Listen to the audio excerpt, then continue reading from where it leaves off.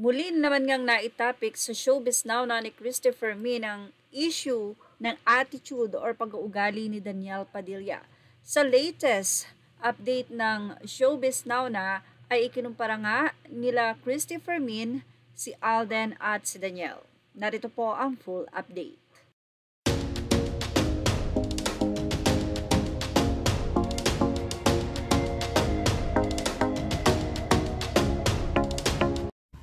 Gumanon siya ng gumanon na parang tapapadyak na ay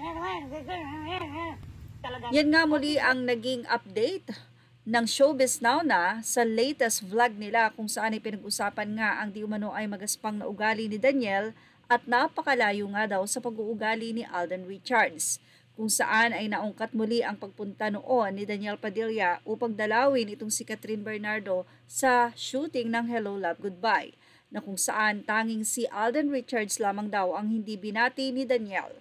Well, isa nga daw itong tahasang kabastusan at pagpapakita ng isang magaspang na pag-uugali.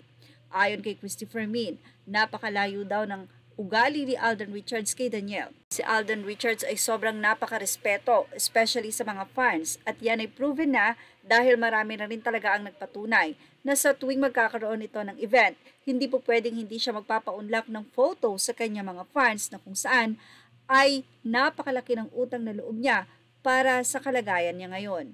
Napakalayo naman daw kay Danielle dahil si Danielle, iba nga daw tratuhin ang mga fans. Ibang-iba daw ito sa likod ng kamera at sa harap ng kamera. Although minsan ay hindi nga daw na itatago ni Danielle ang tunay niyang ugali ayon kay Romel Chica.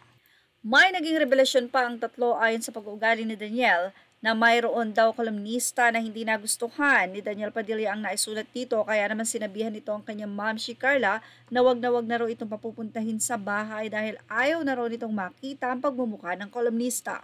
Nga ang nasabing tatlo sa naging revelasyon na ito ni Romel Chica. Samantala, narito naman ang naging reaksyon ng ilang mga netizen sa paghahalintulad o pagkukumpara ni Manay Christopher Min kay Alden at kay Danielle. Samantala, nag-agree naman ang mga netizen sa mga naging pahayag na ito ni Christopher Min. Anila si Alden marunong magtrato ng fan. Di ko yan makakalimutan sa studio ng Itbulaga. Sakto, sa harap ko siya pumunta para abutin ang kamay ko. Inalalayan ako kasi sasabay sa kanta. Nakakatuwa, nakasmile talaga.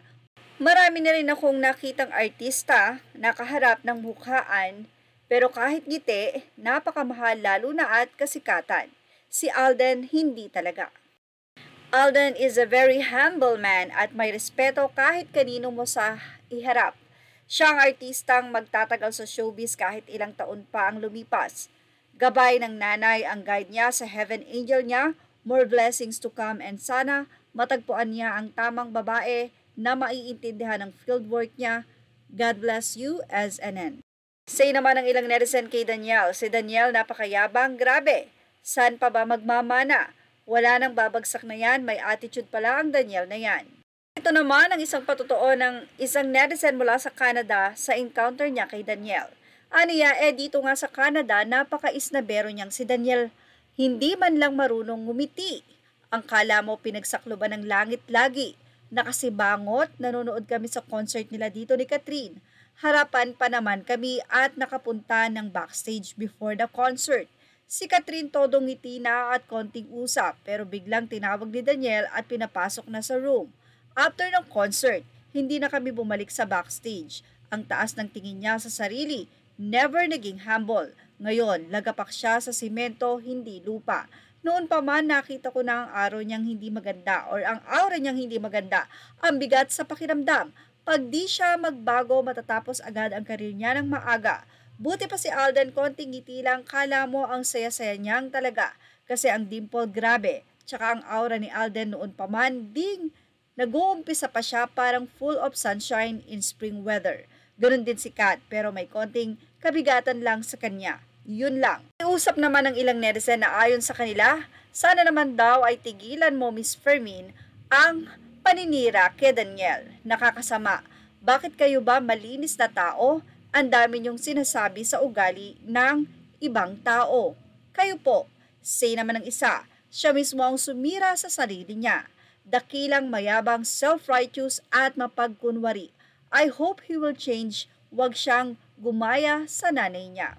Say naman ang isa, alangan namang siraan ni Fermin ang sarili niya. Yun ang trabaho niya eh.